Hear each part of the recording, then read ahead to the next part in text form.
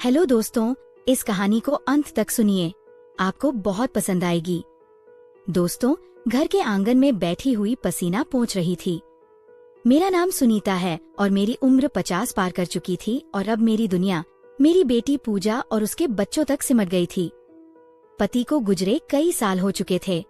पूजा की शादी को 2 साल हो गए थे। जब भी वह मायके आती, उसका पति अर्जुन भी उसके साथ आता। अर्जुन लंबा गठीला, हल्की भूरी आंखों वाला युवक था। पहली संगीत बार जब उसे देखा तो महसूस किया कि वह सिर्फ और मेरा दामाद ही नहीं, बल्कि ऐसा व्यक्ति था जो किसी को भी अपनी ओर खींच सकता था।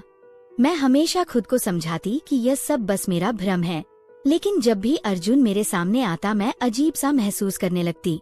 उस दिन भी पूजा मायके आई हुई थी। अर्जुन बाहर से आया और मुझे पसीना पोंछते हुए देखकर रुक गया। बहुत गर्मी है माँ, आपको अंदर जाकर आराम करना चाहिए, उसने कहा। मैं हल्के संगीत से मुस्कुराई।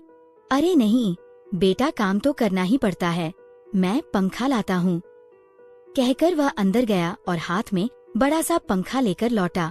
उसने मेरी ओर बढ़ाते हुए कहा, इसे पकड़ लीजिए, आराम मिलेगा। मैंने हंसकर उसे देखा दे तो रहा है, लेकिन चलाने की हिम्मत नहीं हो रही। तो मैं ही जला देता हूँ। वह मुस्कुराया और मेरे पास बैठकर पंखा झलने लगा। ठंडी हवा लगते ही मेरी आंखें हल्की सी बंद हो गई, लेकिन मन कहीं और भटकने लगा। अर्जुन बहुत करीब था। उसका हाथ बार बार मेरे गालों के पास आ रहा था। एक बार उसकी उंगलियां मेरे गालों को छू भी गई, जिससे मेरे बदन में अजीब सी से सिहरन दौड़ गई। आप थक गई होंगी, अर्जुन ने धीरे से कहा।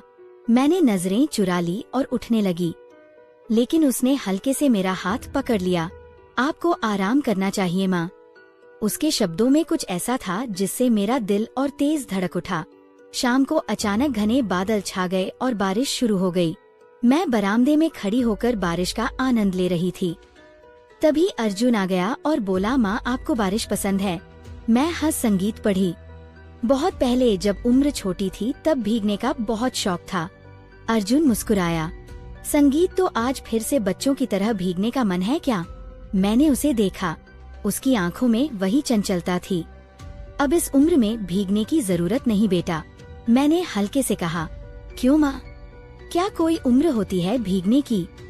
उसके लहजे में हल्की शरारत थी। मैंने उसे झूठ मूठ घूरा। अच्छा ठीक, संगीत है, बैठो, मैं तुम्हारे लिए चाय बना देती हूँ। वह मुस्कुराया और अंदर चला गया। थोड़ी देर बाद जब लौटा तो उसकी शर्ट आधी भीग चुकी थी। एक बूंद उसकी जुल्फों से फिसली और उसकी गर्दन पर गिर गई। अनायास ही मेरी नजर वहाँ अटक गई। अरे माँ, आप भीग रही हैं, उसने अचानक संगीत कहा और अपने गीले बाल झटक दिए।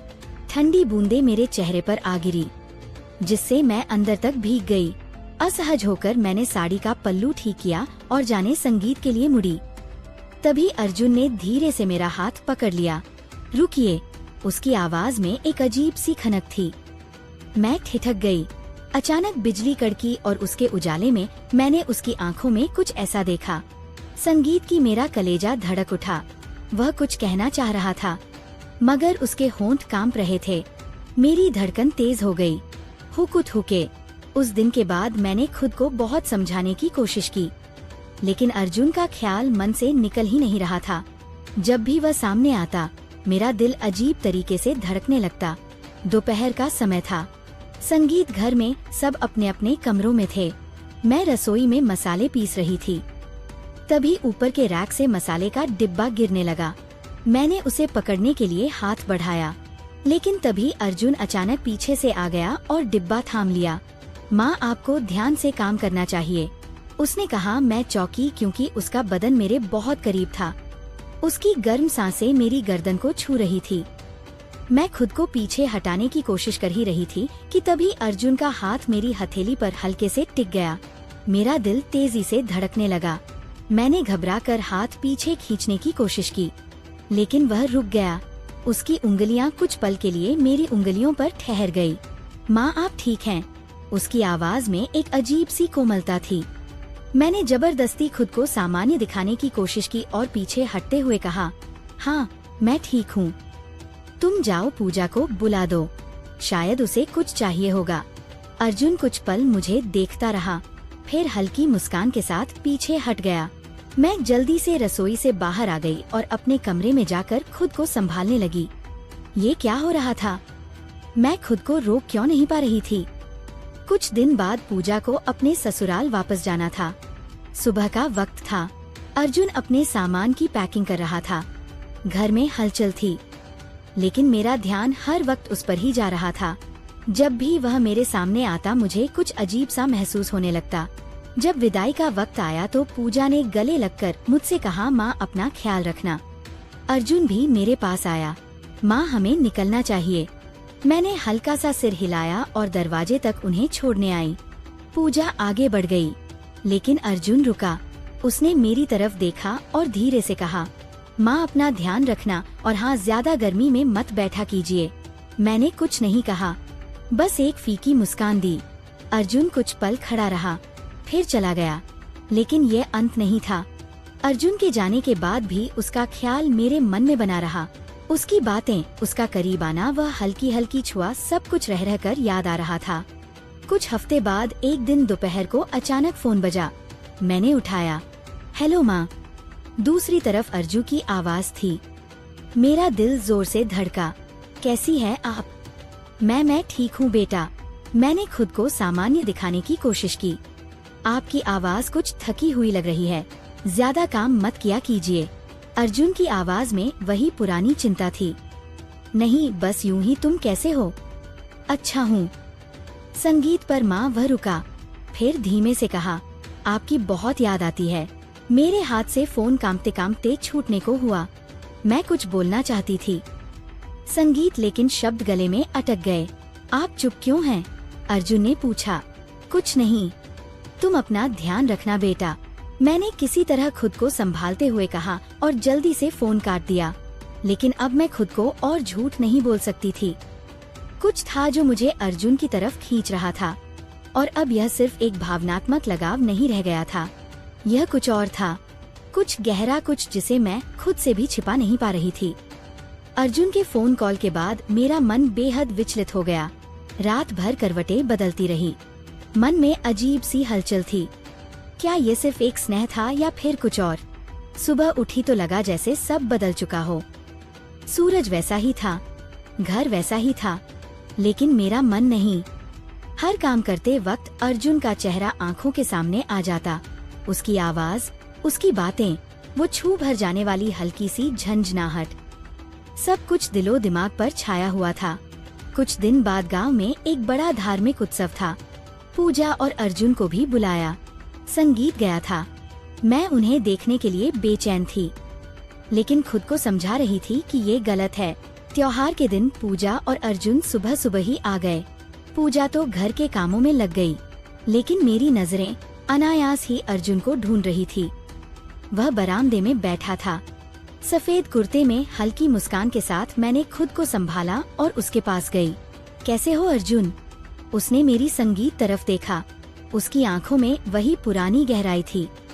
आपसे मिलकर हमेशा अच्छा लगता है माँ, उसने कहा, पर उसकी आवाज में कुछ और भी था, कुछ ऐसा जो सिर्फ मैं समझ सकती थी। मैंने नजरें झुका ली और जल्दी से किचन की तरफ चली गई, लेकिन मन वहीं अटका रहा। शाम को त्योहार की रौनक थी, सब लोग खुश थे, लेकिन मेरी बेचैनी बढ़ती जा रही थी। पूजा अपने दोस्तों के साथ व्यस्त थी और अर्जुन बरामदे में अकेला खड़ा था।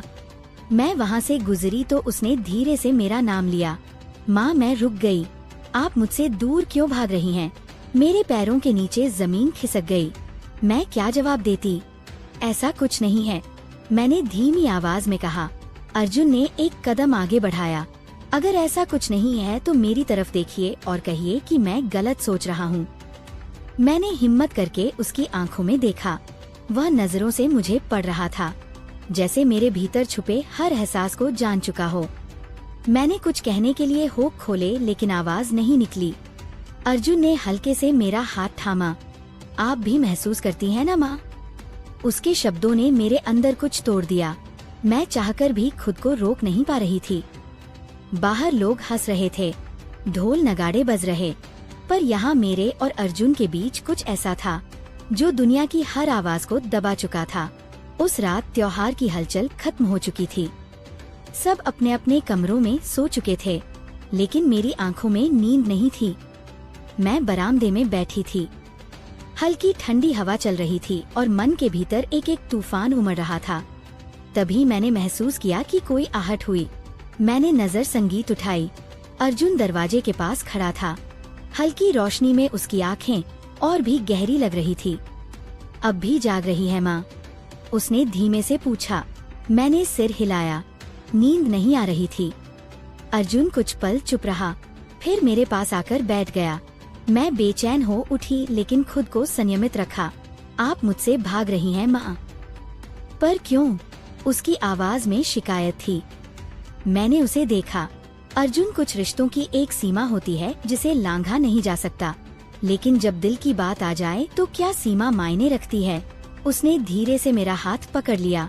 एक झुरझुरी सी मेरे शरीर में दौड़ गई। मैंने हाथ खींचने की कोशिश की, लेकिन वह धीरे से बोला, संगीत, अगर आपको लगता है कि ये गलत है तो मेरी आंखों में देखकर कहिए कि आप कुछ महसूस नहीं करती। मैंने कोशिश की, लेकिन शब्द गले संगीत में अटक गए। अर्जुन की उंगलियां अब भी मेरी हथेली पर टिकी थी। माँ, आप सिर्फ पूजा की माँ नहीं हैं, आप एक औरत भी हैं। उसकी आवाज में सच्चाई थी। मैंने झटके से हाथ पीछे खींच लिया और खड़ी हो गई। बस अर्जुन, यह जो भी है इसे यहीं खत्म करो। मैं तुम्हारी माँ के समान हूँ। अर्जुन ने एक लंबी सांस ली और धीरे संगीत से मुस्कुराया। अगर यह सच होता तो आपके हाथ कांपते नहीं जब मैं उन्हें छूता। आपके दिल की धड़कनें तेज नहीं होती जब मैं पास आता। मैंने कुछ नहीं कहा, मैं बोल ही नहीं पाई। अर्जुन ने एक आखिरी बार मेरी ओर देखा और धीरे से कहा, मैं जा रहा हूँ माँ, लेकिन आप खुद से मत भागिए, अपने दिल से मत भागिए। वह चला गया। मैं वहीं खड़ी रह गई, एक तेज धड़कते दिल और बहते आंसुओं के साथ। अब आगे क्या होगा? क्या सुनीता अपने दिल की बात मान लेगी? क्या अर्जुन वाकई चला जाएगा, या फिर यह कहानी किसी और मोड़ पर जाएगी? उस रात के बाद अर्जुन के शब्द मेरे कानों में गूंजते रहे, अपने दिल से मत भागिए माँ। मैंने खुद को समझाने की बहुत कोशिश की। ये सब गलत था, बहुत गलत। मैं उसकी सास के समान थी और वह मेरी बेटी का पति। लेकिन दिल ने जिस राह पर चलना शुरू कर दिया था, उसे रोकना मेरे बस में नहीं था। अगले कुछ दिन यूं ही बीत गए। अर्जुन और पूजा अपने घर वापस चले गए। घर फिर से खाली हो गया, लेकिन मेरे अंदर कुछ टूट सा गया था। कुछ हफ्तों बाद उस दिन दोपहर में अचानक अर्जुन का फोन आया। मेरा दिल जोर से धड़का। मैंने फोन उठाया। माँ, कैसी हैं आप? मैं ठीक हूँ। मैंने सामान्य बनने की कोशिश की। आप झूठ बोल रही हैं, अर्जुन ने हल्की हंसी के साथ कहा। मैं आपको भूल नहीं पा रहा माँ। आप मुझे सच बताइए, क्या आप भी मुझे याद करती हैं? मेरे हंठ कांपने लगे। मैं क्या जवाब देती? क्या कहती कि हाँ, मैं हर पल तुम्हें याद करती हूँ, कि जब तुम पास नहीं होते तब भी तुम्हारी मौजूदगी मुझे महसूस होती है। अर्जुन, हमें ये सब बंद करना होगा, ये सही नहीं है। मैंने किसी तरह खुद को कठोर बनाते हुए कहा। अगर यह सही नहीं होता तो हमारी भावनाएं इतनी सच्ची क्यों लगती है? उसकी आवाज गहरी हो गई। मैं चुप रही। मैं कुछ दिन के लिए गाँव आ रहा हूँ माँ, आपसे मिलने। मेरी सांसें अटक गई। अर्जुन कहा, अगर आप सच में चाहती हैं कि मैं न आऊँ तो एक बार दिल से कह दीजिए मैं नहीं आऊँगा। मैंने बहुत कोशिश की, लेकिन कह नहीं पाई। फोन कट गया, लेकिन मेरी बेचैनी बढ़ गई। 2 दिन बाद शाम का वक्त था। मैं बरामदे में बैठी थी। हल्की ठंडी हवा चल रही थी। तभी सामने सड़क पर एक जाना पहचाना चेहरा दिखा। संगीत। अर्जुन वो मेरी तरफ बढ़ रहा था। उसी आत्मविश्वास के साथ मैं चाहकर भी नजरें नहीं फेर पाई। संगीत, कैसी है माँ? तुम यहाँ क्यों आए हो? मैंने आंखें चुराते हुए कहा। आपको देखने और यह समझाने कि कुछ रिश्ते नाम से नहीं, एहसास से तय होते हैं। मैंने उसकी तरफ देखा। उसकी आंखों में वही गहराई थी, वही अपनापन। क्या मैं खुद को रो पाऊंगी, या फिर ये रिश्ता उन सीमाओं को लांघ जाएगा जिन्हें कभी नहीं तोड़ना चाहिए?